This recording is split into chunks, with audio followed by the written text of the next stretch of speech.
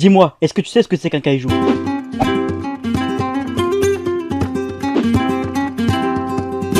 Créature titanesque inspirant à la fois terreur et fascination, il nous prouve que l'être humain est tout en bas de la chaîne alimentaire. Récemment mise à l'honneur dans un manga et arrivée dernièrement en France, l'œuvre se nomme Kaiju Number 8. Dans cette histoire, les apparitions de kaiju sont devenues monnaie courante au Japon. Ainsi, cela fait partie du quotidien lambda d'un résident japonais.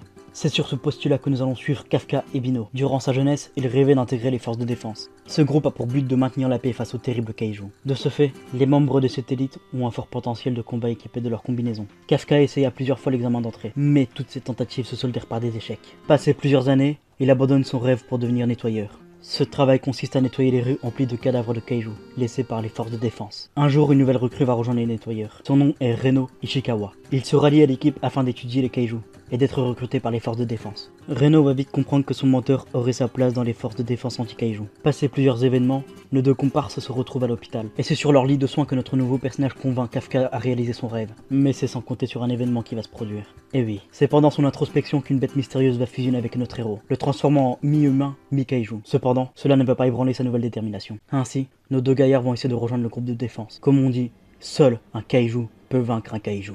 Désolé de vous avoir un peu spoil le tome 1, mais je trouvais que pour faire un synopsis du manga, il fallait que je vous parle de tous ces détails. Mon avis sera donné dans une chronique plus complète, sûrement prochainement. Mais